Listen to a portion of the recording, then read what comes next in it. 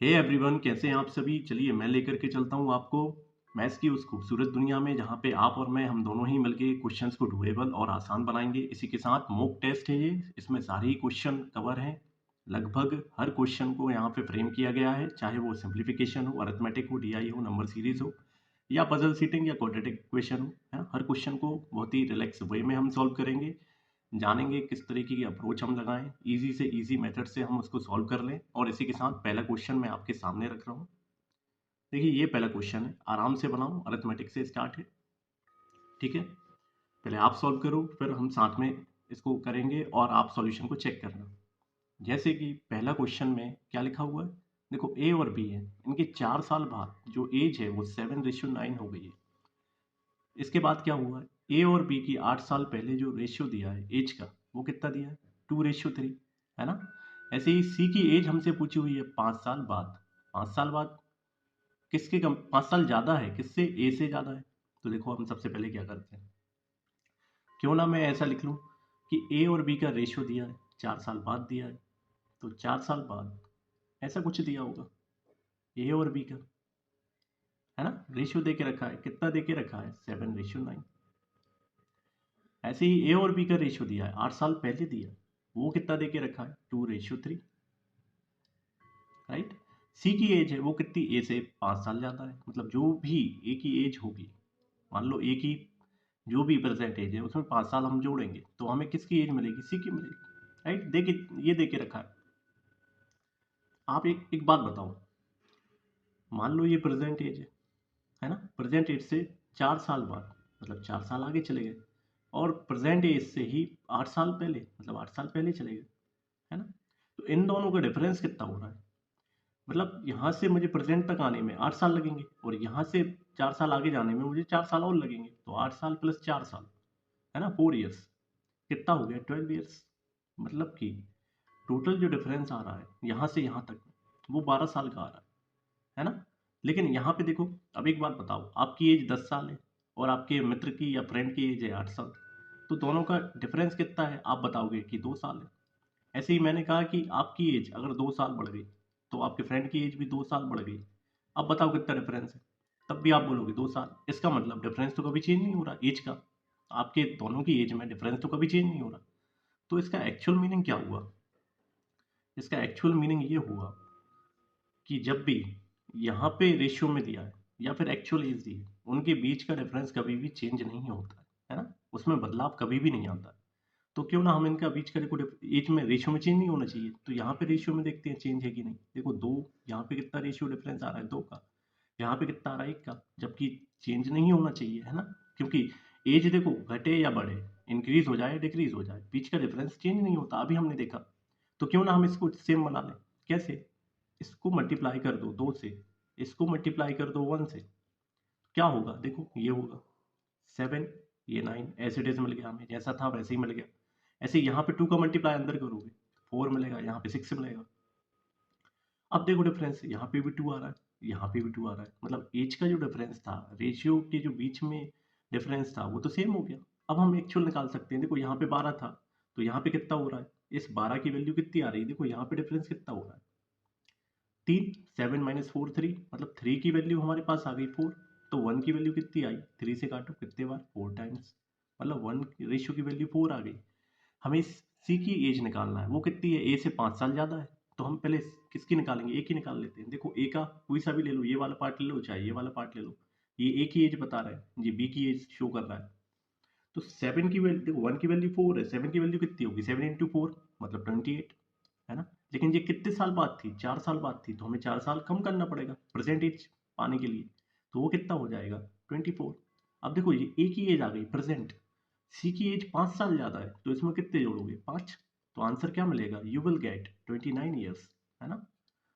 That is the age of C. C की age आ गई, सी की आयु आ गई 29 ईयर्स, ऑप्शन नंबर डी हमारे यहाँ पे सही आंसर हो जाएगा, है ना। अच्छे से क्लियर है। बस इस चीज़ का ध्यान रखना, जब भी रेशियो दिया हुआ है तो रेशियो में, चाहे वो रेशियो दिया हो चाहे वो एज दी हो, तो दो लोगों की एज हो, चाहे वो कितने ही लोगों की एज हो, साथ घट रही है साथ बढ़ रही है, साथ में इंक्रीज हो रही है साथ में डिक्रीज हो रही है, तो बीच का जो डिफरेंस होगा, उनकी एज में जो डिफरेंस होगा वो हमेशा सेम रहेगा, है ना।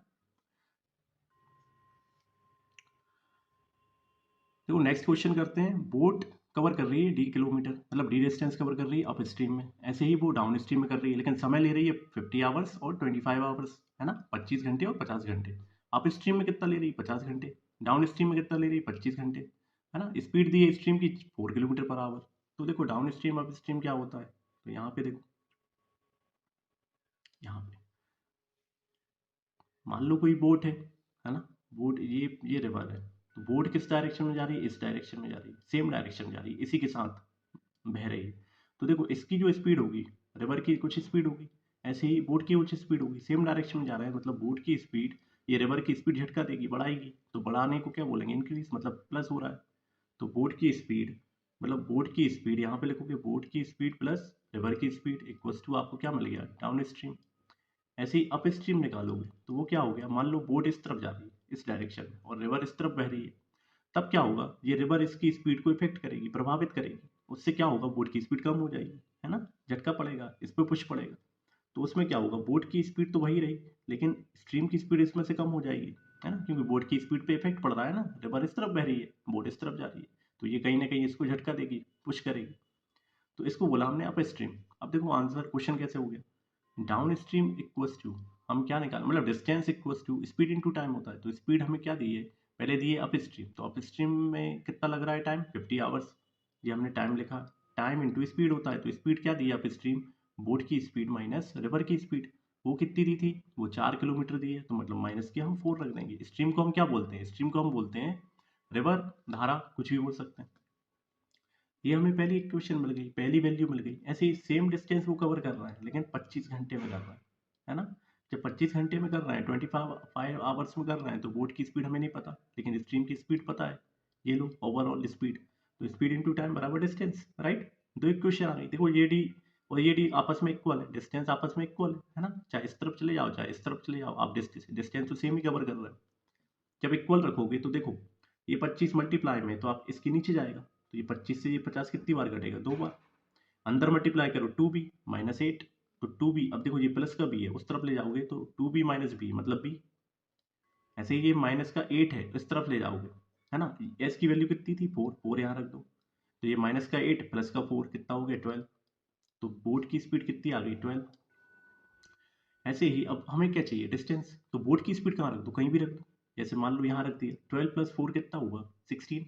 16 इंटू 25 करोगे, है ना, यहाँ पे लिखो 25 इंटू 16। तो आपको क्या करना है? देखो इसको आसान बनाते हैं और आसान बनाते हैं, मतलब 16 का टेबल भी मत पढ़ो, इसको 4 लिखो, इसको भी 4 लिखो इंटू में। 25 इंटू 4 आपको पता होगा कितना होता है? 100, है ना, 100 होता। तो 100 का आपको क्या करना है? 100 का 4 गुना करो, तो वो कितना हो गया? 400। ठीक है, ऐसे निकाल दो। तो ये कितना आ गया? 400 किलोमीटर हमारा डिस्टेंस आ गया। तो ऑप्शन नंबर बी हमारा सही आंसर है। चलो आगे बढ़े। तो आगे क्या है? डीआई है। डीआई में क्या करें? डीआई में देखो ऐसा करें, ये स्टोर दे के रखे हैं, दो स्टोर दे के रखे हैं, स्टोर ए स्टोर बी। उसमें फर्नीचर के जो आइटम है वो दे के रखे हैं, मतलब जैसे कि चेयर है, चेयर को ब्लू कलर से बता दिया, टेबल है, टेबल को ब्राउन कलर से बता दिया, ऑरेंज कलर से बता दिया, बेड है देखो थोड़ा स्लेटी कलर से बता दिया, अलमेरा है उनको येलो कलर से बता दिया, है ना। इसमें क्या इनकी क्वांटिटी देखिए, ये जो नंबर दिख रहा है आपको, ये क्वांटिटी है, मतलब कि कितनी चेयर है। तो स्टोर ए में देखो 1500 चेयर है ना, ब्लू कलर से बता रहा। तो ये चीज़ समझ आ गई आपको। अच्छा ये बीच में देखो नोट लिखा है, वैल्यू बिटवीन ग्रिड लाइंस, ये क्या बता रही है? मिड वैल्यू, मतलब क्या? ये ये जो लाइंस है, ये वाली लाइंस, ये लाइंस हमें क्या बता रही हैं? ये वाली लाइंस हमें बता रही हैं कि कितनी कितनी क्वांटिटी है, उनके नंबर्स बता रही हैं, उनकी वैल्यू बता रही है ना। जैसे कि चेयर्स हैं 1500, तो ये वाली लाइन क्या बता रही है? ग्रिड लाइन बता रही है हमें 1500, 1500, है ना। क्वेश्चन हम अब देखो, हम क्वेश्चन बना सकते हैं, जब हमें ये चीज़ थोड़ा सा क्लैरिटी मिल गई है तो हम क्वेश्चन बना सकते हैं। वो कैसे बना सकते हैं? हमें क्वेश्चन पढ़ना पड़ेगा। नंबर ऑफ चेयर जो बेची गई है ना, तो बेची हुई चेयर की क्वांटिटी है, सेल्स देखो, सेल्स हो रही है, बेच रहे हैं। तो यहाँ पे देखो ए स्टोर, चेयर, ए स्टोर में जो चेयर बेची गई हैं वो कितना परसेंट है, दोनों स्टोर में जो चेयर बेची गई हैं उनका कितना परसेंट है, कितना प्रतिशत है, ये पूछा। तो देखो ए में था 1500, तो मैंने लिखा 1500। ठीक है, टोटल बताना है तो 1500 यहाँ पे है, और यहाँ पे चेयर कितनी है?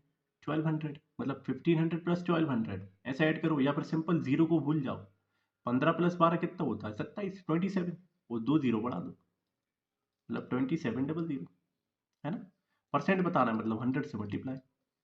देखो ये आपस में कैंसिल आउट, ये 3 से काटो मतलब 3 से 5 बार, और ये 3 से कितनी बार गया 9, मतलब 5/9 मिला। अब देखो यहाँ पे आप मुझे बताओ 1/9 कितना होता है, तो आप मुझे बताओगे कि 11.11 होता है ना। कैसे होता है, तो देखो जिनको नहीं पता, ये 1/9 था, आप क्या करोगे इसमें, इसमें मतलब डिवाइड करोगे है ना। 1/9 एक्चुअल में क्या कर रहे हैं, 100/9 कर रहे हैं, मतलब यहाँ पे डिवाइड करो। जब हम फ्रैक्शन वैल्यू निकालते हैं तो 9 वन ज़ा 9 है ना, फिर गया 9 वन ज़ा 9, फिर 1 पॉइंट मतलब 11.11 मिलेगा आपको, तो ये परसेंट में आता है ना। 1/9 फ्रैक्शन में है तो परसेंट में जब निकालेंगे, इसलिए 100 से मल्टीप्लाई किया ऊपर, है ना, तो 11.11 मिला। ऐसे ही अब देखो इसमें अगर मैं 5 का मल्टीप्लाई करूँ दोनों साइड, तो ये 5/9 हो जाएगा। और ये कितना होगा, देखो 5/9, ये 5/9 हुआ, 5 का मल्टीप्लाई हो रहा है इसमें, वो कितना हुआ 55, 55.55, राइट।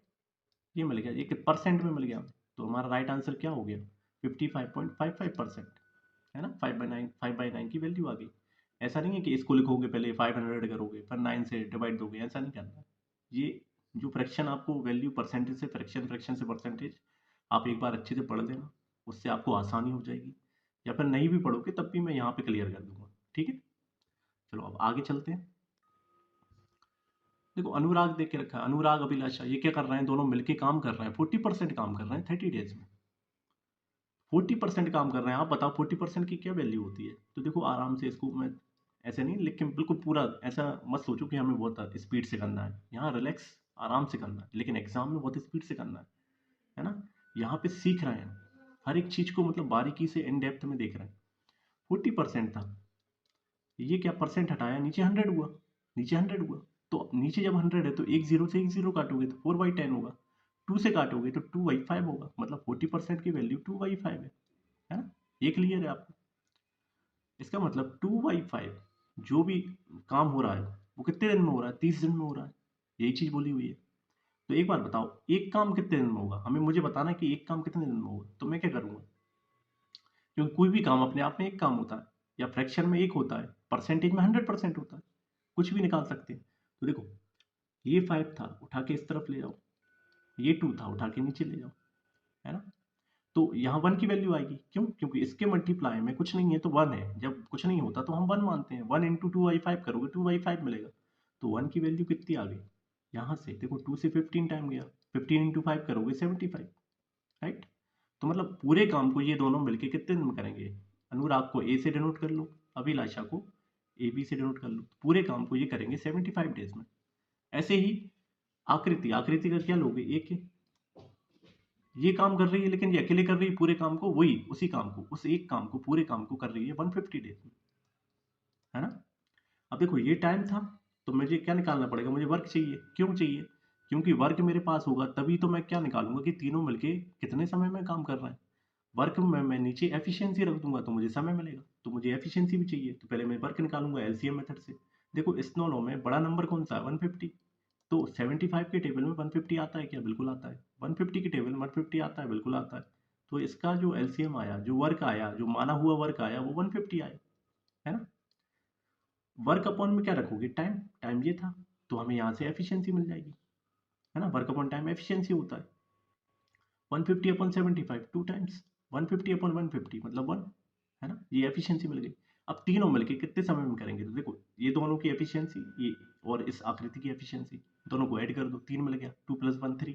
ये वर्क दिया, वर्क अपॉन में एफिशिएंसी रख दो तो हमें टाइम मिलेगा, वो कितना मिलेगा 50 डेज, राइट। मतलब तीनों मिलके कितने दिन में काम करेंगे, 50 डेज में कर देंगे। ऑप्शन नंबर ए हमारा राइट आंसर हो जाएगा। अच्छे से क्लियर है, चलो आगे बढ़ते हैं। कोई देखो सम दे के रखा है, उसको बांटा गया है, किन लोगों में, 3 लोगों में, पी क्यू आर, वो किस रेशियो में, 4:3:1, मतलब कि पी को जो मिल रहा है इसमें से वो 4 हिस्से मिल रहा है, क्यू को जो मिल रहा है वो 3 हिस्से मिल रहा है ना। पी को 4 मिल रहा है, क्यू को 3 मिल रहा है। ऐसे ही आर को जो भी मिल रहा है, आर को जो भी मिल रहा है वो 1 पार्ट मिल रहा है। ये इस तरीके से बताना चाह रहा है, हमें डिफरेंस बताना है क्यू और आर का। तो देखो क्यू और आर, पहले मैं यहाँ पे लिख लूँ पी, क्यू और आर, इसको 4 पार्ट मिला, इसको 3 पार्ट मिला और इसको 1 पार्ट मिला। हमसे क्यू और आर का डिफरेंस पूछा है, तो हम इसी हिस्से में से जो जो भी डिफरेंस आएगा वो इन दोनों में से आएगा। तो 3 माइनस 1 मतलब 2। तो हमें वैल्यू किसकी निकालना है? 2 पार्ट की निकालना है। टोटल हमें दे के रखा है, तो मैं अगर इन तीनों को जोड़ दूं तो मुझे टोटल मिल जाएगा, है ना, क्योंकि इन तीनों का ही टोटल तो ये है। तो 4 प्लस 3 7, 7 प्लस 1 8, 8 की वैल्यू 864 है। तो अब बताओ 1 की वैल्यू कितनी होगी? तो 1 की वैल्यू यहीं से काटोगे, कितना मिलेगा? 108, है ना, ये 1 की वैल्यू है। तो 2 की कितनी होगी? तो 2 से मल्टीप्लाई कर दो, है ना, 1 की वैल्यू ये है तो 2 की निकालना है, 2 से मल्टीप्लाई कर दो। वो कितनी मिल गई? 216 रुपीज, राइट। तो इसका राइट आंसर क्या होगा? ऑप्शन नंबर सी। क्लियर है ना? चलो आगे बढ़ते हैं। देखो अरुण किसी टीवी को बेच रहा है। कितने में बेच रहा है? 25,500, मतलब 25,500 में। उसको प्रॉफिट हो रहा है 20% का। लेकिन कब हो रहा है? जब वो डिस्काउंट दे रहा है 25% का मार्क्ड प्राइस पे। ऐसे ही यदि वो दो लगातार डिस्काउंट दे दे, 20%, 15%, तो बताना है कि प्रॉफिट होगा कि लॉस होगा, फायदा होगा कि घाटा होगा, किसको? अरुण को। तो देखो, ये कितना दिया था? 25,500 दिया हुआ था। 20% कितना होता? 1/5, है ना, 20/100 1/5। अब बताओ प्रॉफिट किस पे होता है? कॉस्ट प्राइस पे। इसका मतलब 5 अगर कॉस्ट प्राइस है तो ये एक प्रॉफिट है, तो कॉस्ट प्राइस में अगर प्रॉफिट जोड़ दूं तो सेलिंग प्राइस मिलेगी। तो सेलिंग प्राइस कितनी होगी? 5 + 1 6, मतलब सेलिंग प्राइस भी मिल गई मुझे। वो कितनी मिल गई? 6 मिल गई। 5 कॉस्ट प्राइस है, 6 सेलिंग प्राइस है। ऐसे ही एक और केस दिया है। एक केस क्या दिया कि डिस्काउंट दिया। डिस्काउंट देखो 25% है, तो 25% की वैल्यू कितनी होती है? 1/4। 25/100 करोगे 1/4 मिलेगा, है ना। लेकिन किस पे होगा? मार्क्ड प्राइस पे। तो मतलब 4 मार्क्ड प्राइस है, तो डिस्काउंट कितना? एक का डिस्काउंट। अगर मार्क्ड प्राइस में से डिस्काउंट घटा दोगे, मान लो कोई जिस पे मार्क्ड प्राइस लगाई है उस पे अगर आप डिस्काउंट, छूट अगर कम कर दोगे तो आपको क्या मिले? सेलिंग प्राइस मिल जाएगी। तो वो कितनी मिलेगी? 4 माइनस 1 करोगे तो सेलिंग प्राइस मिलेगी 3, राइट। तो एक केस में हमें सेलिंग प्राइस 3 मिल रही है, एक केस में हमें सेलिंग प्राइस 6 मिल रही है। और ये सेलिंग प्राइस हमें दे के रखी है, मतलब इस सेलिंग प्राइस की वैल्यू 6 है। इस 6 की वैल्यू यही तो है। तो मैं सबसे पहले कॉस्ट प्राइस निकाल दूँ। क्यों? क्योंकि कॉस्ट प्राइस का मुझे पता होगा। कॉस्ट प्राइस कितनी थी? 5 थी, 5 से मल्टीप्लाई। मैं कॉस्ट प्राइस निकाल लूँ तो मुझे कॉस्ट प्राइस पे ही तो निकालना है कि क्या प्रॉफिट हुआ है, क्या लॉस हुआ है। तो कहाँ से पता चलेगा? जब मेरे पास कॉस्ट प्राइस होगी। देखो इस वाले केस में हमें क्या वैल्यू मिली? कॉस्ट प्राइस क्या मिल रही है? तो देखो यहाँ पे 6 से काटो इसको, 4 टाइम्स, है ना, 2 टाइम्स, और ये 5 टाइम्स, राइट। और एक जीरो लगा दो। 4250 आया, 5 से मल्टीप्लाई करोगे। तो 5 से मल्टीप्लाई ना करके क्या करोगे? इसको आसान करो। मैं इसे 10/2 लिख सकता हूँ ना। 10/2 लिखूंगा, 2 से देखो 10 कटेगा 5 टाइम्स, मतलब इसको मैं क्या लिख सकता हूँ? 10/2, है ना। इस 5 को मैं 10/2 लिख सकता हूँ। अब मैंने ऐसा क्यों किया? देखो इसको आसान बनाने के लिए किया। अब मैं जो भी इसका आधा कर, देखो ये नीचे 2 है तो मतलब इसका आधा करना है। तो 42 का आधा 21, 50 का आधा 25, 21 25, और एक जीरो लगा दो। क्यों लगा दो? क्योंकि ये 10 से मल्टीप्लाई हो रहा था। तो 21,250 हमारी कॉस्ट प्राइस हो गई। ये बात आपको क्लियर है ना? इस तरीके से तो अब मुझे 5 का मल्टीप्लाई नहीं करना पड़ा। ऐसे ही अब देखो नेक्स्ट वाले केस में सेलिंग प्राइस 3 थी, हमें मार्केट प्राइस निकालनी पड़ेगी। क्यों निकालनी पड़ेगी? क्योंकि देखो मार्केट प्राइस पे ही तो डिस्काउंट दिया हुआ है। जब हम मार्केट प्राइस पे डिस्काउंट देंगे तभी तो हमें एक्चुअल में सेलिंग प्राइस पता चलेगी, है ना। कोई भी चीज़ पे आपने मार्केट प्राइस लगा दी, मान लो 10 की चीज़ थी, आपने उसको 12 करके किसी को बेच दिया, तो 12 जो किया वो मार्केट प्राइस है ना। अब आप कहोगे कि मैं 11 में दे रहा हूँ, तो आपको कुछ डिस्काउंट देना पड़ेगा।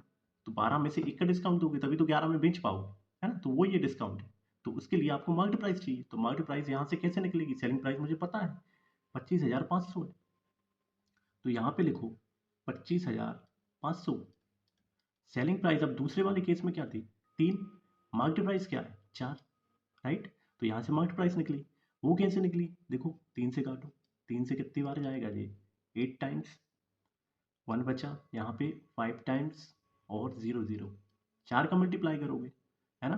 तो देखो 4 8 जा 32 होता है, मतलब 3200, 3200 हो गया, है ना, 3200 हो गया। 4 पंजे कितना होता है? 4 5 से 20 होता है।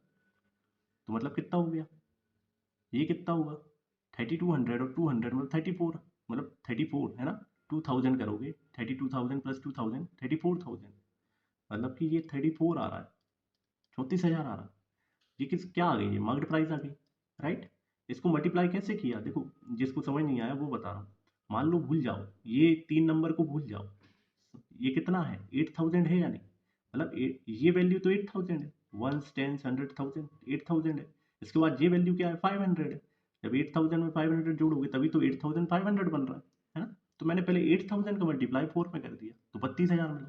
ऐसे ही फिर 4 का मल्टीप्लाई 500 में कर दिया तो वो मुझे 2000 मिला। 32,000 में 2000 जोड़ दोगे 34,000 मिलेगा, है ना, सिंपल था। मार्केट प्राइस मिल गई। अब देखो डिस्काउंट, हम एक्चुअल में डिस्काउंट कैसे निकालेंगे, तो डिस्काउंट निकालेंगे हम परसेंटेज चेंज से, मतलब हम एक्चुअल डिस्काउंट मिलेंगे, देखेंगे कि एंड में इसको एक्चुअल डिस्काउंट कितना मिला। हम एक एक करके ना करके, है ना, कि पहले 20% निकालें फिर 15% डिस्काउंट निकालें, इससे अच्छा है हम परसेंटेज चेंज करके निकाल लें, मतलब एंड में एक्चुअल परसेंट कितना डिस्काउंट दिया। तो देखो पहले 20 दिया मतलब -20, डिस्काउंट क्या होगा कम हो रहा है इसलिए माइनस से दर्शा दिया, है ना।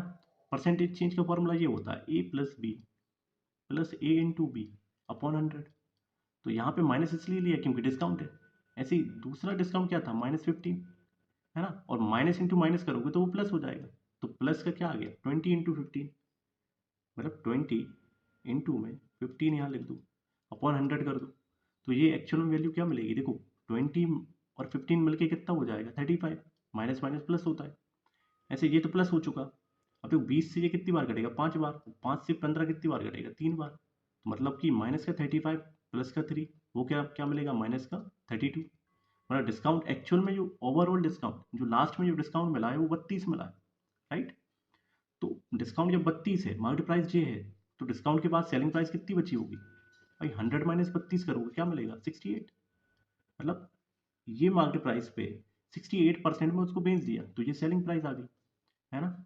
नीचे देखो 100 करो, परसेंट है नीचे 100 करोगे, 2 जीरो से 2 जीरो कट आउट कर दो, कैंसिल कर दो। अब देखो इस 68 को मैं क्या लिख सकता हूँ, ऐसा लिख सकता हूँ ना 34 × 2 लिख सकता हूँ। अब देखो ये जीरो है, जीरो को भूल जाओ अभी, मतलब 34 × 10 लिख सकते हैं इसको, तो 10 को भूल जाओ। 34 × 34 मतलब 34 का स्क्वायर, वो कितना होता है 1156, राइट, यही होता है। इसका डबल, इसका इस नंबर का डबल करना है, यही तो है, यही तो कह रहे थे। इस नंबर का डबल कैसे करोगे, 56 का डबल 112, मतलब 12 लोगे, एक कैरी, 11 का डबल 22 और एक 23, मतलब 23 12। और अब लेके आओ इस मूवी में वापस 10 को, तो 10 का मल्टीप्लाई करोगे तो 23,120 मिल गया, है ना। तो ये क्या आ गई सेलिंग प्राइस, मतलब कि कॉस्ट प्राइस ये है हमारे पास, सेलिंग प्राइस ये है हमारे पास। अब बताओ सेलिंग प्राइस में से कॉस्ट प्राइस को माइनस करोगे तो डेफिनेटली हमें दिख रहा है, देखो प्रॉफिट हो रहा है, क्यों, क्योंकि सेलिंग प्राइस हमारी ज़्यादा है 23,120, मतलब 23,120, और यहाँ पे 21,250, है ना। ये कम है कॉस्ट प्राइस, सेलिंग प्राइस ज़्यादा है, कम में था ज़्यादा में बेचा है तो प्रॉफिट हो रहा है डेफिनेटली। कितना हो रहा है वो कैसे पता चलेगा, देखो इस 20 में से 50 को हटाओ, तो 20 को आप एक उधार दोगे यहाँ से, तो 120 में से 50 हटाओगे क्या मिलेगा 70।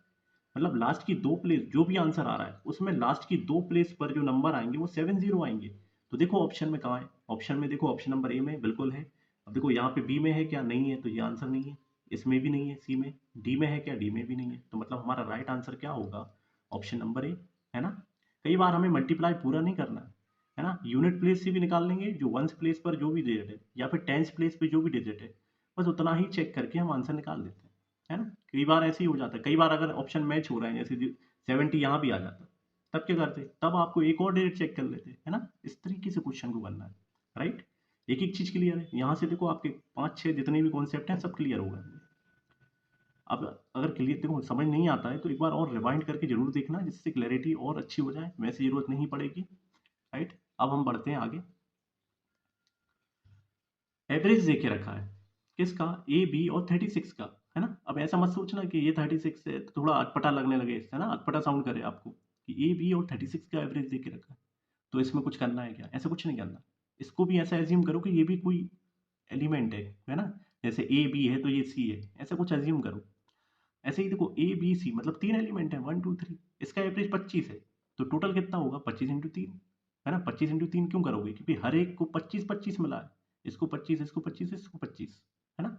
ये जो भी था, ये नंबर था XYZ जो भी था, इसको भी 25 मिला, इसको भी 25 इसको भी 25, तो 25 + 25 + 25 75, ऐसा करो, या फिर 25 में 3 है तो 3 का मल्टीप्लाई करो, राइट। तो हमें ए बी सी कितना मिला, ए + बी और +C, ये कितना मिला 75, 25 इंटू 3 किया। अब देखो ये सी दे के रखा था, वो कितना था 36, है ना। तो 36 को इस तरफ ले जाओ, माइनस करना है हमें। अब देखो इसमें से इसको माइनस कैसे करोगे, है ना, थोड़ा आसान बनाते हैं। मान लो इसको 4 बढ़ा दिया और इसको भी 4 बढ़ा दिया, दोनों साइड में 4 4 बढ़ा रहा हूँ। देखो कुछ भी बढ़ा दो नंबर में, कुछ भी डिक्रीज कर दो, डिफरेंस कभी चेंज नहीं होता, है ना, हमेशा बताता हूँ। तो ये 79 हो गया, ये 40 हो गया। अब देखो अब डिफरेंस निकालो, कितना आसान दिख रहा है, 39 सीधा दिख रहा है ना। तो a प्लस बी का सम कितना आ गया मेरे पास 39। ऐसे ही देखो एवरेज दिया है 28 और बी का, वो कितना दिया 20। तो 20 इंटू कितना करोगे, 2 करोगे इस बार, क्यों, क्योंकि 2 एलिमेंट दिए, हर एक को 20 मिल रहा है। 28 प्लस बी की वैल्यू कितनी आ गई 40। तो बी की वैल्यू कितनी आएगी, बी की वैल्यू आएगी 28 को उस तरफ ले जाओ, 40 माइनस 28 होगा, वो कितना होगा 12। मतलब 40 माइनस 28 करोगे 12 मिलेगा। मुझसे क्या पूछा, ए की वैल्यू पूछी हुई है मुझसे, है ना। तो इस बी को उठा के आप कहाँ रख सकते हो, यहाँ पे रख सकते हो, है ना। तो 12 यहाँ पे रखा तो ए की वैल्यू मिल जाएगी। तो 12 प्लस का हुआ, प्लस का इस तरफ ले जाओ, माइनस में 39 माइनस 12 करोगे, है ना। यहाँ पे 30 माइनस 12 करोगे तो ए की वैल्यू क्या मिलेगी, what you will get if you subtract this number from this number, you will get 27, है ना। तो ए की वैल्यू मुझे क्या मिल गई 27।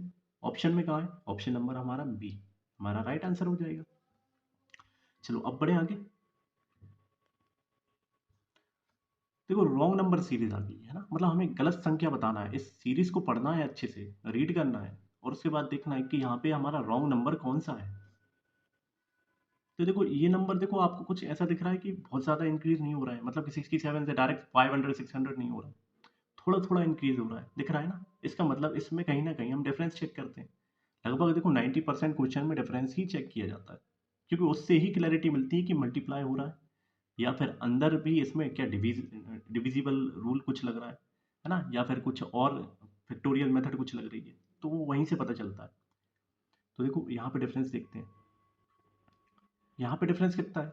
अभी देखो अभी तो थोड़ा सा अगर नहीं समझ पा रहे तो इसको और आसान बना लो, 3 3 जोड़ दो यहाँ पे, या अगर मैं 3 ऐड यहाँ कर दूँ तो ये 70 हो गया, यहाँ कितना हो गया 81, तो सीधा डिफरेंस दिख गया 11 का, राइट। अब इसमें तो सीधा ही दिख रहा है 22 का। तो देखो अभी से हमें थोड़ा थोड़ा समझ आने लगा कि ये 11 है, ये 22 है, तो अगला नंबर 33 होना चाहिए।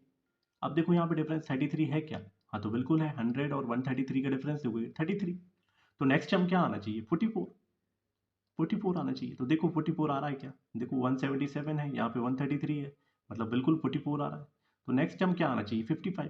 तो अब हम चेक करेंगे ये 55 है भी या नहीं, वैसे तो चेक करने की अब कोई नेसेसरी नहीं है, क्योंकि सारे नंबर अगर सही हैं तो फिर इससे क्लियर हो गया कि ये नंबर गलत ही होगा, है ना। लेकिन फिर भी हम यहाँ पे चेक कर लेते हैं।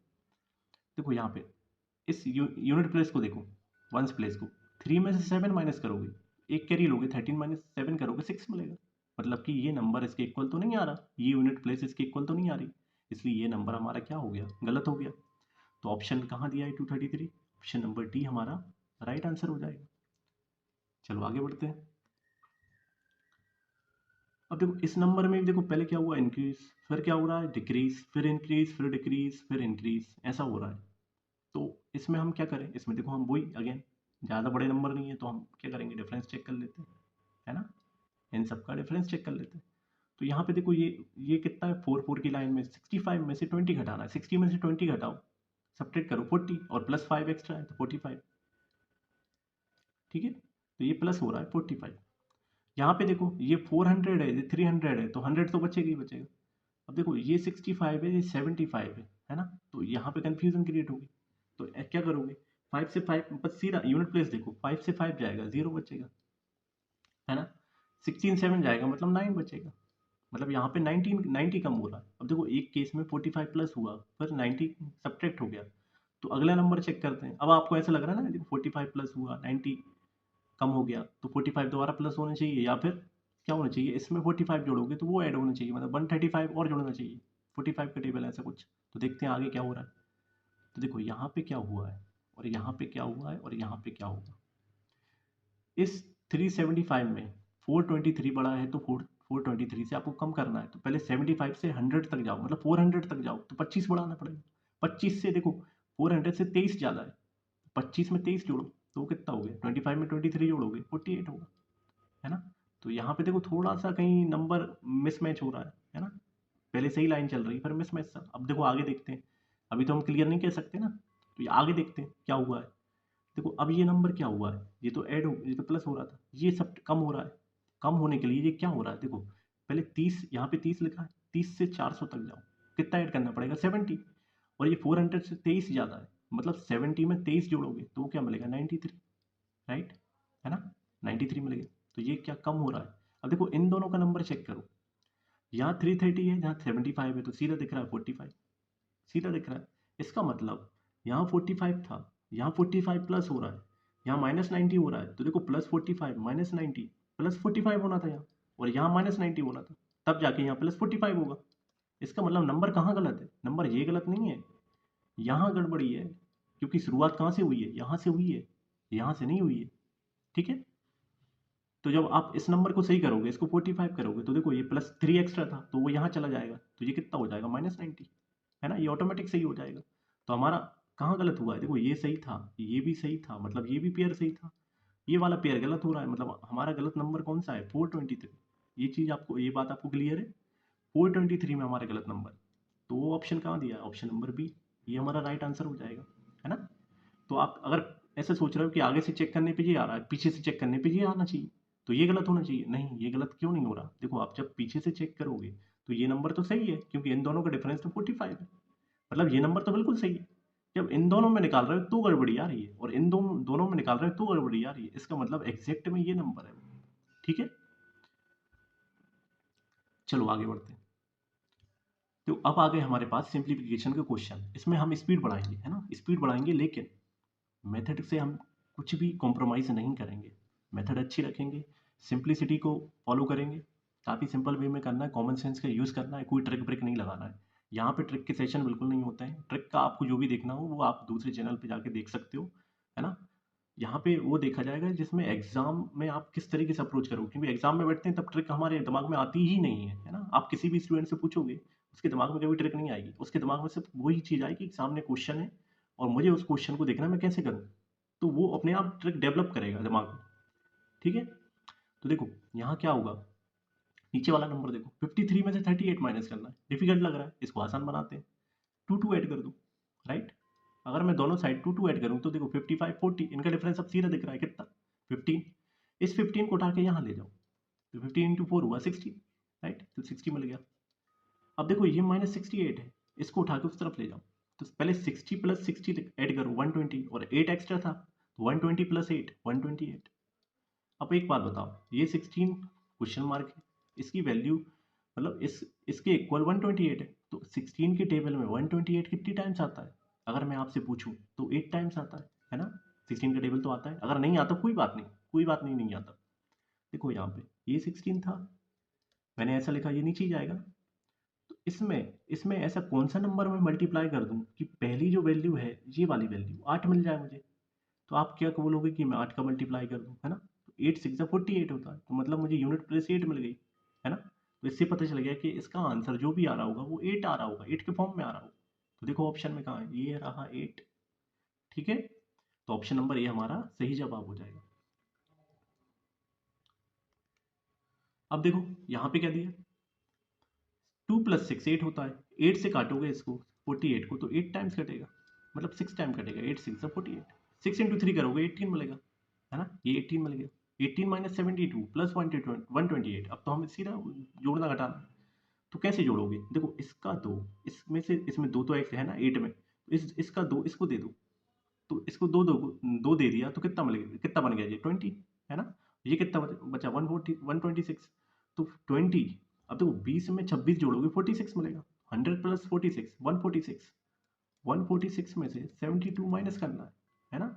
अब कुछ, अब देखो यूनिट प्लेस चेक कर लो, 4 - 2 मतलब 4, तो यूनिट प्लेस पे वंस प्लेस पे 4 आ रहा है, 4 कहाँ आ रहा है, ऑप्शन ये रहा, ऑप्शन नंबर डी हमारा सही आंसर है ना। हमेशा क्वेश्चन को पूरा सॉल्व करने की हमें जरूरत नहीं पड़ती है, अधिकतर क्वेश्चन क्या होते हैं यूनिट प्लेस से ही सॉल्व हो जाते हैं, है ना। माइनस भी करते हैं, अगर माइनस कैसे करते हैं, अगर माइनस करते हैं इस नंबर को, है ना, दिमाग में थोड़ा लगेगा कि हाँ थोड़ा दिमाग चलाना पड़ेगा, तो नहीं चलाना पड़ेगा, क्या करोगे, यहाँ पे कुछ बढ़ा लो, यहाँ पे कितना कर लो, यहाँ पे 8 बढ़ा लो, मान लो ये 80 कर 8 इंक्रीज करो तो 80 हो गया, यहाँ पे 8 इंक्रीज करना पड़ेगा, वो कितना करेगा 154 हो जाएगा, 154 में से 80 घटाना है। अब तो सिंपल दिख रहा है ना, 150 में से 15 में से 8 घटा दो, पहले 7 बचेगा, है ना, एक 4 एक्स्ट्रा था तो 4 लगा दो, राइट, तो 74 आ गया। चलो बढ़ते हैं आगे। अब देखो पावर वाले क्वेश्चन आ गए। पावर वाले क्वेश्चन में क्या कर सकते हैं, कुछ नहीं कर सकते, सिंपल पावर हम निकाल लेंगे। आपको पता होना चाहिए जब भी मल्टीप्लाई में है तो पावर ऐड हो जाती है ना। जब भी डिवाइड में कुछ दिया है नंबर तो पावर, मतलब डिवाइड में पावर है तो पावर क्या होती है, सब्ट्रैक्ट हो जाती है, माइनस हो जाती है। ये चीज़ पता है, ये बात पता है। तो देखो यहाँ पे इंटू दिया है तो यहाँ पे 25 है 3 की पावर, और 3 की पावर -16, मतलब 3 की पावर 25 -16, वो कितना होगा, 9। आपको 9 मिलेगा।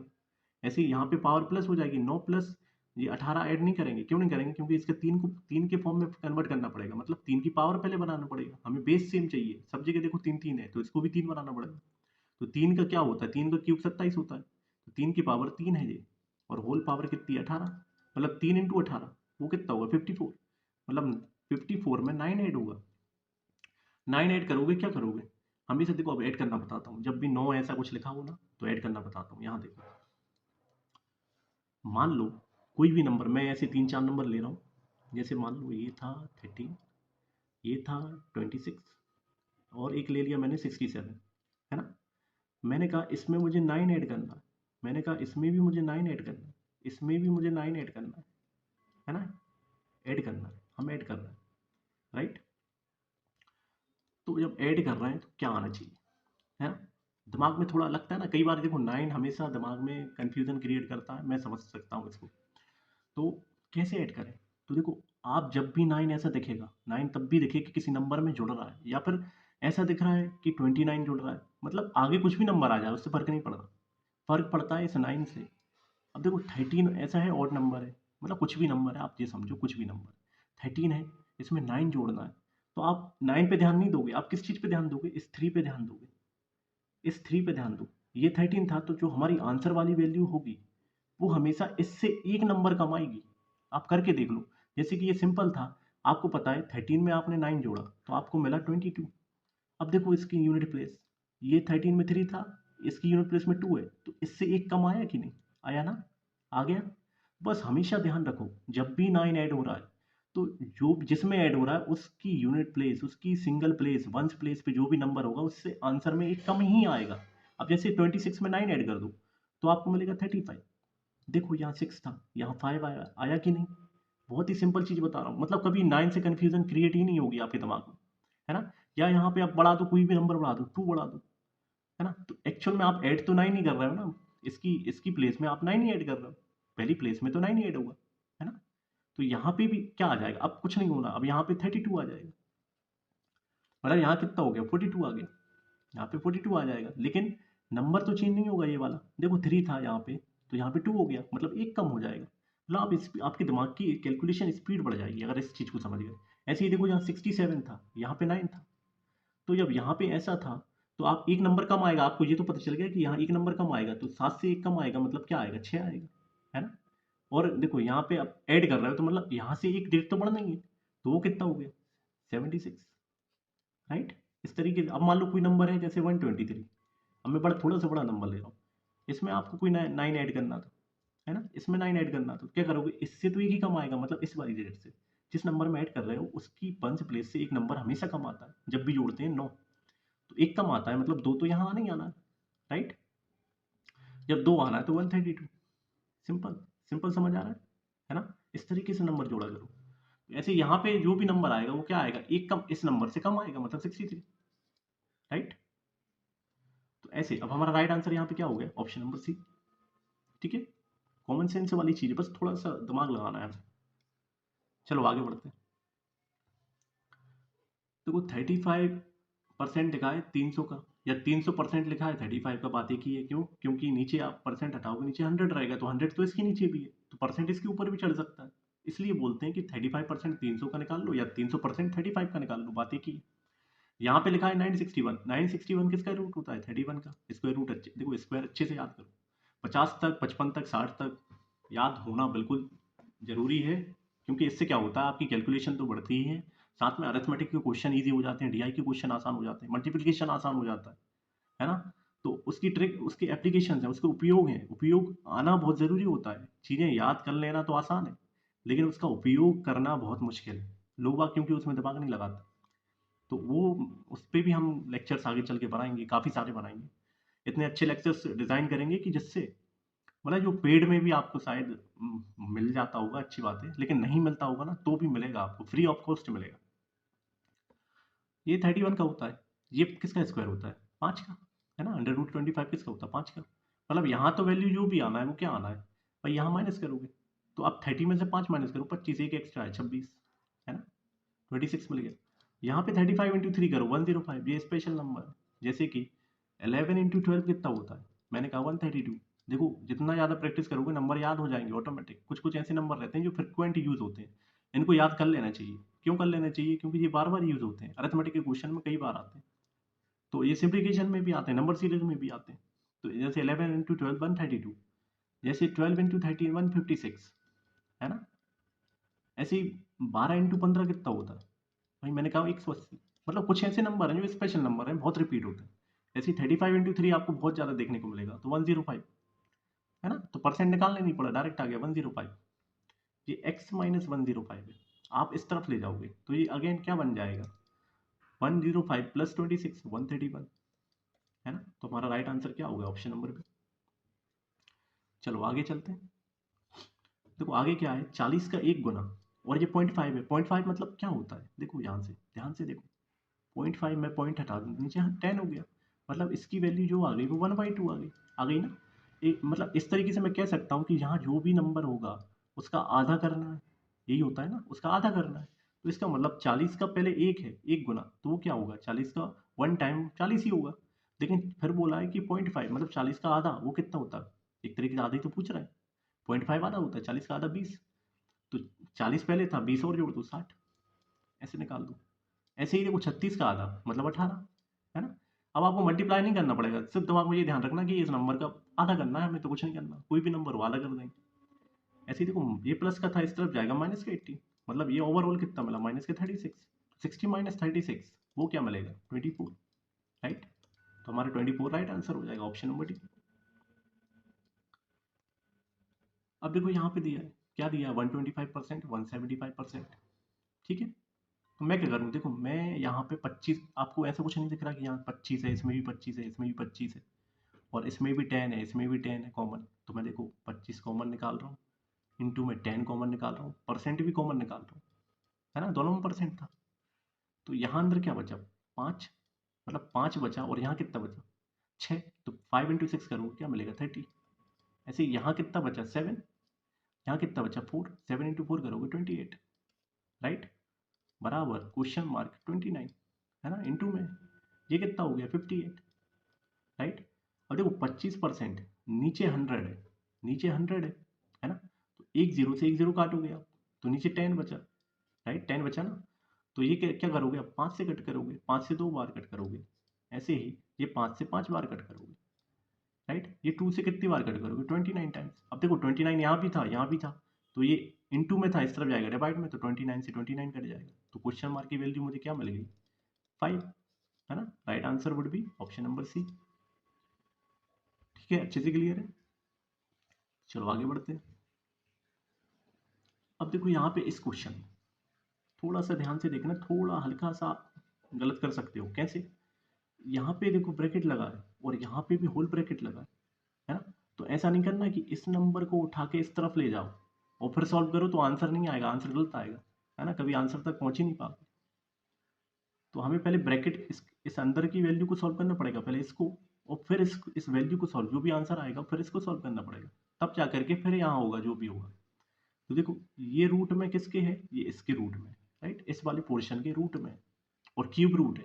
तो अब देखो जीरो को पहले भूल जाओ, भूल जाओ कि ये जीरो लगे हुए हैं। केवल सिंपल ये ध्यान रखो, 32 इंटू 2 64। 64 किसका क्यूब रूट होता है? 4 का क्यूब कितना होता है? 64। इसका मतलब हम कह सकते हैं ना, we can say that it is the cube root of 64। अब देखो क्यूब रूट मतलब 3, पावर 3 है, तो 3 के पेयर बनेंगे, है ना? क्यों बनेंगे? क्योंकि देखो स्क्वायर जब होता है तो उसमें 2 होता है, तो इसलिए 2 के पेयर बनाते हैं। ऐसे क्यूब में 3 होता है नंबर, तो 3 के पेयर बनते हैं। इसको भी याद रखो, है ना? तो ये क्या बाहर आया, एक तो 4 बाहर आया, एक 0 बाहर आ गया, है ना, तो 40 का क्यूब रूट हो गया जी, है ना, इसलिए हमने 40 बाहर ले लिया। माइनस में क्या था, 124 अपॉन में 5, यही था। देखो मुझे एलसीएम नहीं लेना, मुझे इसे सिंपल बनाना, तो मैं क्या करूँगा, मैं सिंपल ये क्या करूँगा, ये पूरा ब्रैकेट में मैं ऊपर नीचे 5 से मल्टीप्लाई कर दूंगा, इससे क्या होगा, बेस सेम हो जाएगा, एलसीएम नहीं लेना पड़ेगा, राइट। 5 इंटू 4 20, एक जीरो बढ़ा दो, 200, 200 में से पहले 100 घटा दो, कम कर दो, तो 100 बचा, 100 में से 24 कम कर दो, तो मतलब 76, 76 अपॉन में 5 है, 5 को किस तरफ ले जाओगे, ये पूरा क्वेश्चन मार्क है, इनटू में इस तरफ जाएगा डिवाइड, इनटू में इस तरफ डिवाइड में है तो इस तरफ इनटू में, 152 इनटू में 5, राइट।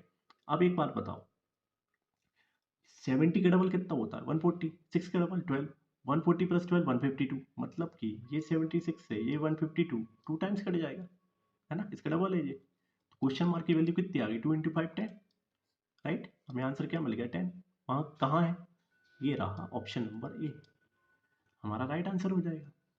चलो आगे बढ़ते हैं। देखो आ गया एक और क्वेश्चन, अच्छा सा क्वेश्चन है, ध्यान से देखो, बिमल बीना और बानी, मतलब कि कंफ्यूजिंग नाम है ना, तो हम क्या करेंगे, ऐसा लिख लेंगे, विमल को वी आई से, बीना को वी ई से और बानी को वी ए से, राइट। इनने कुछ इन्वेस्ट किया, टोटल इन्वेस्ट किया है 1,20,000 रुपये, 1,20,000 रुपीज बिजनेस में इन्वेस्ट किया। विमल ने जो इन्वेस्ट किया वो 16,000 बीना से ज़्यादा किया है, और बीना ने जो इन्वेस्ट किया है बानी से 10,000 ज़्यादा किया है।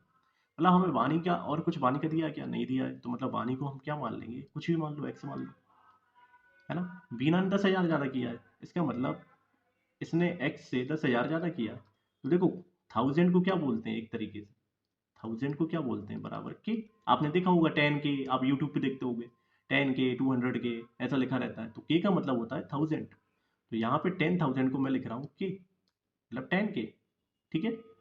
ऐसे ही बीना से 16,000 ज़्यादा, तो देखो बीना के एक्स प्लस 10,000 थे, 10,000 में 16,000 और जोड़ दिए, तो एक्स प्लस 26,000 हो गए, मतलब 26 के, ठीक है।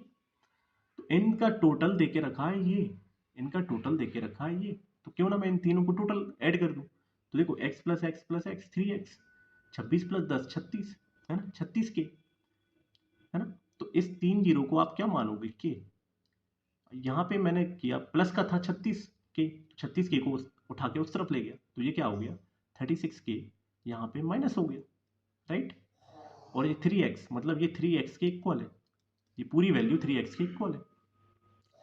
अब देखो सबसे पहले क्या करोगे भाई, इस 20 में मतलब इस 36 के अंदर 20 तो हो गई होगा, है ना, 20 तो हो गई होगा, तो 20 को पहले माइनस कर दो, तो यहाँ क्या बचेगा 16, है ना, केवल 16 बचेगा नीचे। तो अब 100 में से 16 माइनस करोगे तो क्या मिलेगा 84, वो भी के लगा तो के लगा दो, ठीक है। तो 3x की वैल्यू 84 है, तो x की वैल्यू कितनी होगी, देखो 3 से काटो, 3 2 जा, है ना 6, और 3 8 जा 24 के, मतलब 28 के, तो x की वैल्यू हमें क्या मिली 28 के, मतलब 28,000, तो x हमें 28,000 मिला।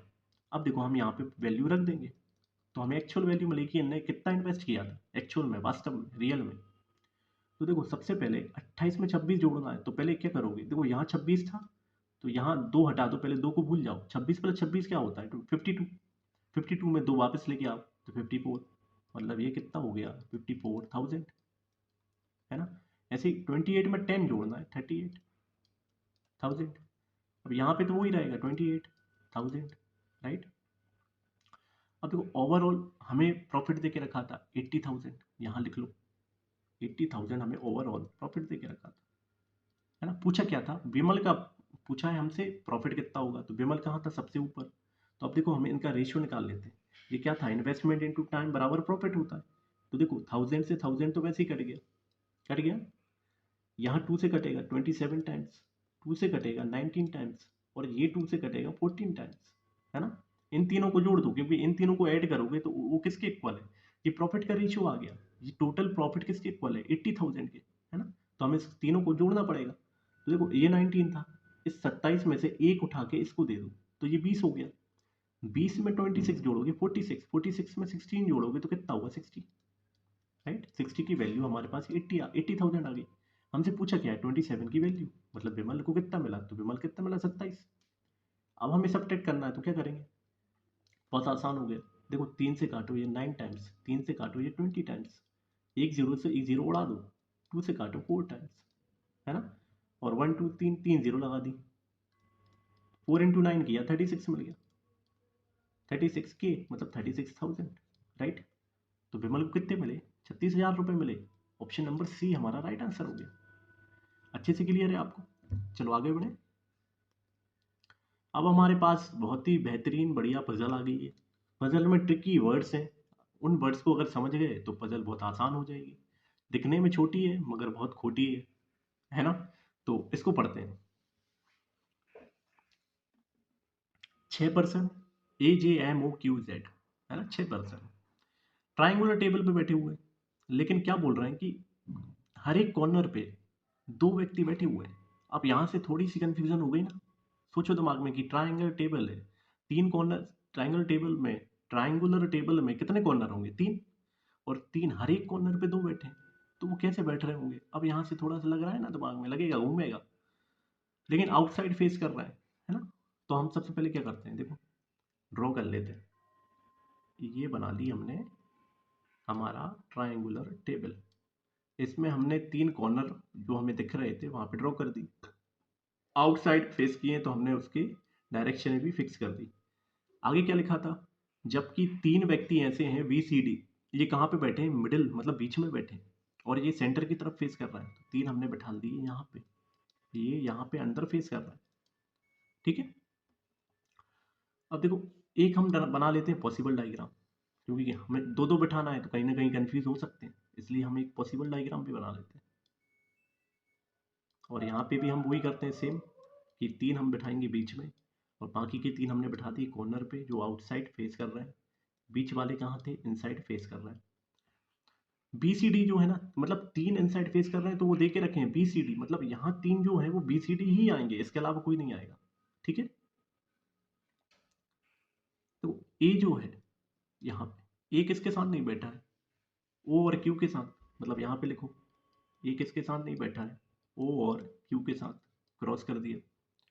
Z कहाँ बैठा है? M के राइट में सेकंड, है ना, और M किसका नेबर है? इमीडिएट नेबर है D का, तो D का इमीडिएट नेबर है, तो D देखो कॉर्नर में ही बैठेगा, मतलब D कहाँ बैठेगा? बीच में ही बैठेगा, क्योंकि BCD यहाँ ही बीच में ही आ सकते हैं। तो मैं D को एज्यूम कर रहा हूँ कि D यहाँ है ना, इस केस में भी D यहाँ है। D का इमीडिएट नेबर कौन है? M, तो M इस केस में मैं यहाँ रख रहा हूँ, M इस केस में मैं यहाँ रख रहा हूँ, ठीक है। किसी को कोई भी दिक्कत हो बिल्कुल बता देना, बैठा सकते हैं ना यहाँ पे। अब देखो यहाँ पे एक और दिया था कि जेड कहाँ बैठा है? M के राइट में सेकंड, तो देखो इसका राइट कहाँ होगा? ये नहीं होगा, क्यों? आउटसाइड फेस किए तो इसका राइट ये होगा, तो राइट में सेकंड जेड बैठा है, मतलब यहाँ बैठा है। ऐसे ही M के राइट में सेकंड, जेड कहाँ आएगा? यहाँ पे आ जाएगा, ठीक है। ये हम फिक्स कर चुके हैं, हम ये पूरा केस फिक्स कर चुके हैं। सी के अपोजिट जे है, तो सी के अपोजिट जे है ना, इसको पढ़ के रखो। क्यू जो बैठा है वो डी के लेफ्ट में थर्ड बैठा है, डी के लेफ्ट में थर्ड, देखो डी ये था, लेफ्ट कहाँ हो गया? फर्स्ट सेकंड थर्ड, मतलब क्यू कहाँ आ गया? यहाँ पे आ गया। डी के लेफ्ट में, डी का लेफ्ट यहाँ से कहाँ होगा? फर्स्ट सेकंड थर्ड, मतलब क्यू यहाँ आ सकता है। ऐसा मत सोचना कि जेड बैठा है तो क्यू नहीं बैठ पाएगा। दे के रखा था क्वेश्चन पे कि कॉर्नर पे 2 बैठ रहे हैं, पेयर में बैठ रहे हैं, इसलिए क्यू यहाँ बैठ सकता है। तो यहाँ से पजल गड़बड़ हो जाएगी अगर यहाँ नहीं बिठाया तो, है ना। तो क्यू यहाँ बैठ सकता है। एम जो है वो किसके साथ नहीं बैठा है? जे और ए के साथ, मतलब एम जो है वो जे और ए के साथ नहीं बैठेगा, है ना। एक कंडीशन क्या दी थी कि हमें कंडीशन दी हुई थी कि सी जो है वो जे के अपोजिट फेस करता है, सी।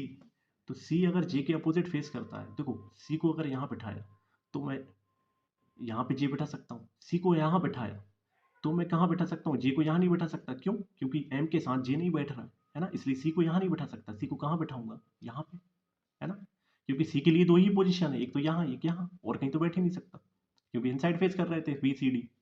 तो जे कहाँ पे आ गया? जे आ गया इसके साथ, मतलब जेड और जे कॉर्नर पे 2% फिक्स हो गए। ऐसे इस वाले केस में मैं कहाँ बैठा सकता हूँ? अगर मैंने सी को यहाँ बिठाया तो जे यहाँ नहीं आ सकता, है ना, क्योंकि एम के साथ जे नहीं है, तो सी को कहाँ बिठाना पड़ेगा? यहाँ पे।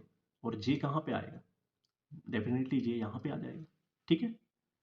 अब मेरा 1% बचा बी, तो बी के लिए एक ही पोजीशन है यहाँ पे, इस वाले केस में यहाँ पे बी यहाँ बैठ जाएगा। अब मेरे पास एक और कंडीशन क्या दी थी? ये तो फिर फुलफिल हो गई।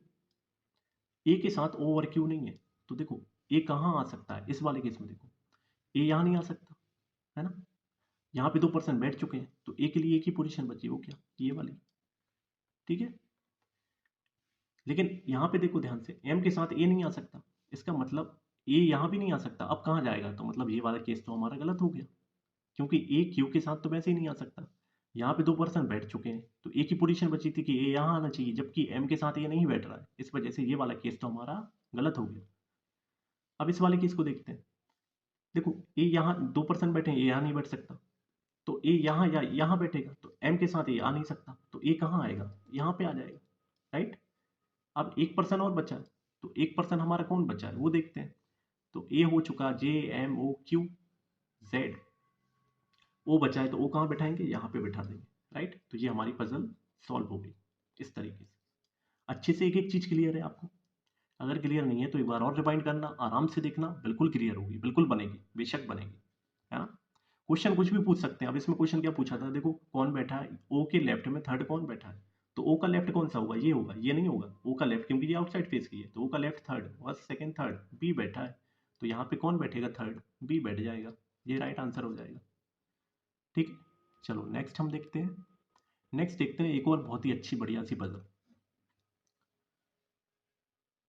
कितने पर्सन बैठे हुए हैं? 4 फ्लोर है बिल्डिंग में, और 4 फ्लोर कैसे हैं? 1 2 3 4, मतलब बॉटम मोस्ट तो 1 है ना?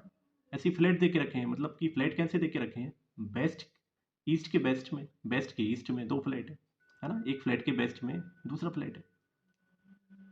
ऐसे ही फ्लैट के साथ यहाँ तो वही सेम चीज दे के रखी है। 9% बैठ रहे हैं, 4 फ्लोर है, आप खुद सोचो, 4 फ्लोर है मतलब 8 बैठने चाहिए, यहाँ पे तो 9 बैठ रहे हैं, तो यहाँ से थोड़ा सा ट्रिकी हो गया कि नहीं? 9 बैठ रहे हैं, लेकिन इनने एक कंडीशन दे के रख दी कि एक फ्लैट ऐसा है जिसपे 2 बैठेंगे, मतलब एक फ्लैट ऐसा होगा जिसपे 2% बैठेंगे, है ना? फ्लोर तो एक है, लेकिन एक फ्लोर पे 2 फ्लैट है, तो एक फ्लैट ऐसा कुछ रहा होगा जिसपे 2% होंगे, 2% रह रहे होंगे।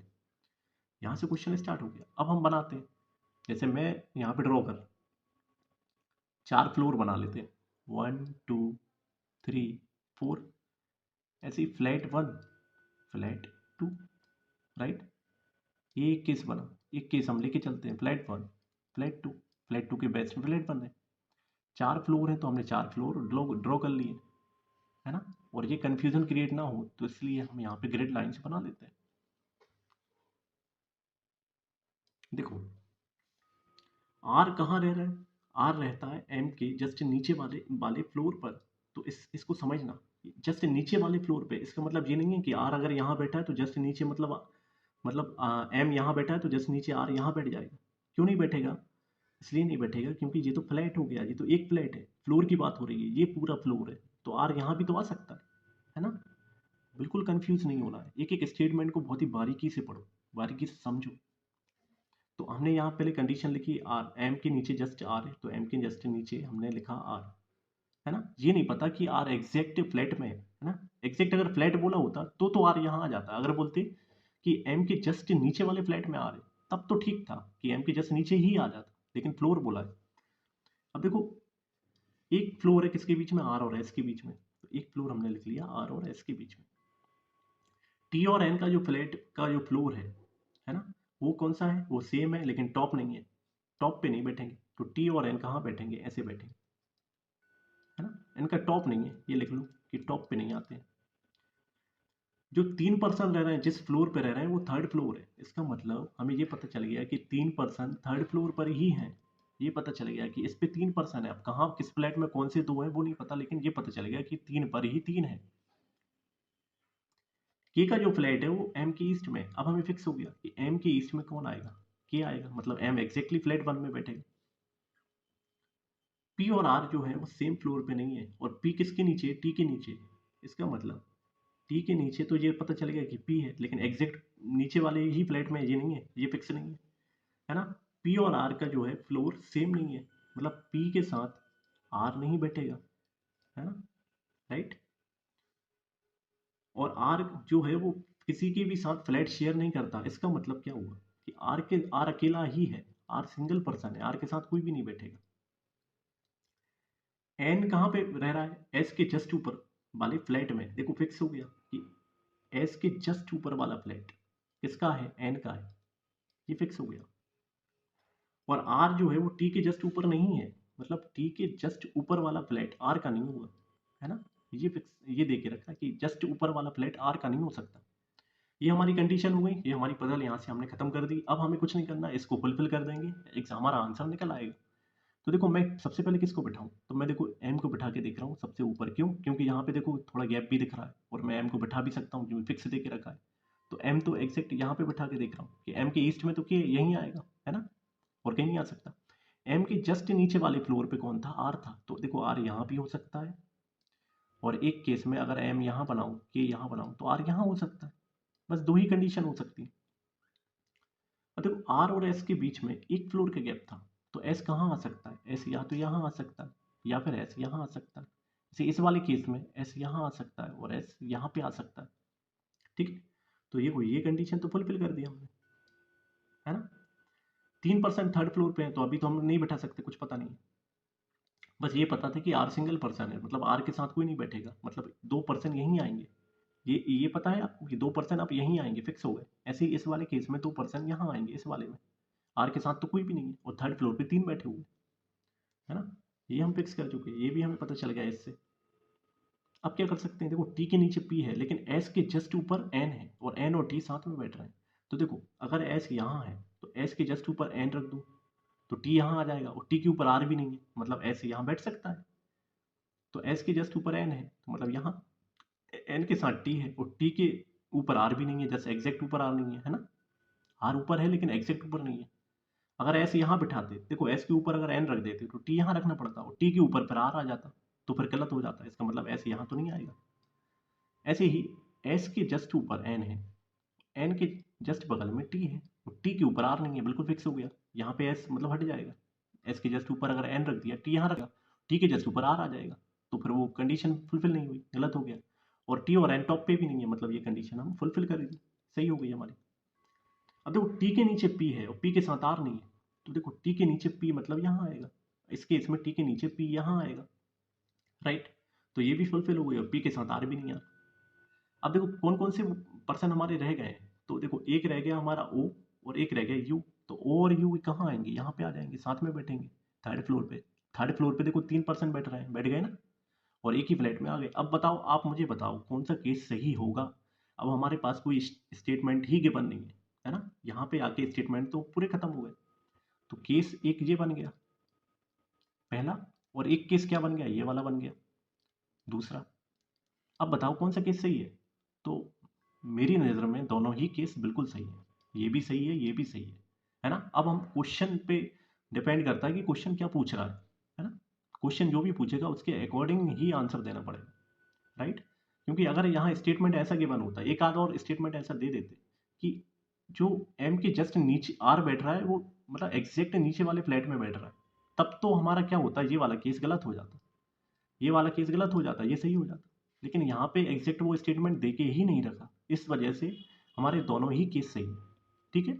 We can say that case number 1 and case number 2 both are correct, right. अच्छा क्वेश्चन था, आपको अच्छा लगा होगा। चलो अब पढ़ते हैं, एक और शायद क्वेश्चन है उसको और कर लेते हैं। देखो ये हिंदी में भी है, अच्छे से हिंदी में पढ़ लेना, है ना। पीडीएफ में भी हिंदी में सब कुछ मिलेगा, इंग्लिश और हिंदी दोनों ही लैंग्वेज में मैं फ्रेम करता हूँ, जिससे किसी भी स्टूडेंट को किसी भी प्रकार की कोई भी दिक्कत ना हो, राइट। एक और क्वेश्चन है ये वाला, स्लॉक्स का क्वेश्चन है, अच्छा क्वेश्चन है, इसको भी बना लेते हैं। Only a few trees are breeze, ऐसा देख के रखा, तो ओनली अ फ्यू ट्रीज, ये ट्री है, मैंने ट्री को टी से ले लिया, ब्रीज को बी से ले लिया, ओनली फ्यू है मतलब ये डंडा लगा दो, और यहाँ पे ओनली अ फ्यू है मतलब कुछ पार्ट को इसके अंदर कर दो। कुछ ही जो विंड है वो ब्रीज है, मतलब विंड ब्रीज है, विंड डब्लू ले लो विंड का, कुछ ही है तो मतलब ये लो एरो ले लिया, और ये कुछ पार्ट इसमें डाल दिया। हमें कंक्लूजन पे बताना, हम तो स्टेटमेंट पढ़ चुके, डायग्राम भी हो गया। कुछ ही विंड जो है वो ट्री हो सकती है क्या? देखो ये विंड था, संभावना पूछ रहा है, पॉसिबिलिटी पूछ रहा है, हो सकती है क्या? हाँ तो बिल्कुल हो सकती है, मैं इसे ऐसे बना सकता था ना, ऐसा भी तो बना सकता था, विंड को रख देता, इसमें डाल देता, और इसका कुछ हिस्सा इसमें कर देता, है ना, तब भी फुलफिल हो रही थी कंडीशन। इसका मतलब ये तो सही है, पहला जो था कंक्लूजन वो तो बिल्कुल सही है। सेकंड वाला, फर्स्ट वाला सही होगा, सेकंड वाला देखते हैं। कुछ ब्रीज, विंड हवा नहीं है क्या? कुछ जो ब्रीज है, तो देखो यहाँ पे देखो, कुछ ब्रीज हवा नहीं होंगी क्या? तो वो पहले से ही है, देखो पहले से ही दे के रखा है, पूछ रहे हैं कि नहीं है क्या, तो तब तो गलत हो गया, है ना। जब दे के ही रखा है और हमसे पूछ लिया कि नहीं है, तब डेफिनेटली वो फिर गलत ही होगा, है ना। सेकंड वाला हमारा गलत हो गया, क्योंकि ऑलरेडी दे के रखा है। अगर नहीं दे के रखा होता तो पॉसिबिलिटी में सही हो जाता, है ना। यहाँ पे तो नहीं पूछा है और दे के ही रखा है, देखो ये पार्ट था, इसका हिस्सा था, इसलिए ये हमारा स्टेटमेंट, ये हमारा कंक्लूजन गलत हो गया। तो इसका राइट आंसर क्या होगा? Conclusion 1 follows, right. अब इस लेक्चर की पीडीएफ आपको कहाँ मिलेगी? देखो, इस लेक्चर की पीडीएफ आपको मिलेगी इस लिंक पर, इस टेलीग्राम चैनल की लिंक पर। मतलब टेलीग्राम चैनल पे जाना, इस लिंक को कॉपी करना है, सर्च बॉक्स में डाल देना, आपको टेलीग्राम चैनल मिल जाएगा। या फिर डायरेक्ट जाना चाहते हो तो ये क्यूआर कोड को स्कैन करना, डायरेक्ट टेलीग्राम चैनल पर पहुंच जाओगे, वहाँ उसको ज्वाइन कर लेना फ्री ऑफ कॉस्ट, और उसके बाद उस पीडीएफ को फ्री ऑफ कॉस्ट डाउनलोड कर लेना, है ना। यूट्यूब चैनल पे क्या करोगे? यूट्यूब चैनल पे लिखना @ कैपिटल लेटर में ऐसा लिखना एग्जाम सीट, है ना। एग्जाम सीट जब आप लिखोगे तो आपको अपना चैनल मिलेगा एग्जाम सीट, उसको ज्वाइन करना, सब्सक्राइब कर लेना। ऐसा करके क्या करोगे? प्ले लिस्ट पे जाना, है ना। प्ले लिस्ट पे जैसे ही होम पेज पे प्ले लिस्ट मिलेगी आपको, उस पे जाना, तो अंदर आपको एक सेक्शन मिलेगा, वो मिलेगा अरिथमेटिक का। पूरा मतलब मैंने पूरी लगभग लगभग लगभग सारे ही क्वेश्चन करा दिए अरिथमेटिक के। एसबीआई क्लर्क के एग्जाम में ऐसा कोई सा क्वेश्चन ही नहीं बचेगा आपका जो आपसे बने ना, जो आपको आ ना रहा हो। एकदम कॉन्फिडेंस फील करोगे इसको अगर पूरी प्लेलिस्ट को सॉल्व कर लोगे। 10 वीडियोस हैं, 10 वीडियोस में क्वालिटी कंटेंट है, कोई भी ऐसी मतलब वेस्टेज बात नहीं की गई है कि जिससे आपका टाइम वेस्ट हो। एग्जाम क्वेश्चन शुरू हुआ है और एंड तक क्वेश्चन ही करवाए गए, और कुछ बात नहीं हुई। तो बहुत अच्छे से प्रैक्टिस करना वहाँ पे इसकी। ऐसे ही एक और प्ले लिस्ट है, बहुत सारी प्ले लिस्ट है, एक मिनी मॉक टेस्ट की प्ले लिस्ट है ना। तो आपको स्पीड टाइमर वगैरह लगा के सॉल्व करना है, तो उन क्वेश्चन को सॉल्व कर लेना, अप्रोच को देख लेना अच्छे से। ऐसे ही mock test, full length mock test भी मिल जाएगा वहाँ पे, उसको भी देखना अच्छे से, खूब प्रैक्टिस करना। इतनी प्रैक्टिस करो कि बिल्कुल मार्क्स आपके 80+ हो जाए, है ना। बहुत ही आराम से 80+ स्कोर कर लो, और फिर कट ऑफ आराम से क्लियर हो जाएगा, फ्री निकल जाएगा। फिर मेंस की तैयारी कर लेना, मतलब मेंस की साथ ही करना है, लेकिन मेंस में फिर आप बहुत अच्छा फील करोगे, है ना। अब अपनी सेहत का भी ध्यान रखो, और अब हम मिलेंगे नेक्स्ट लेक्चर में। तब तक के लिए बाय बाय, टेक केयर।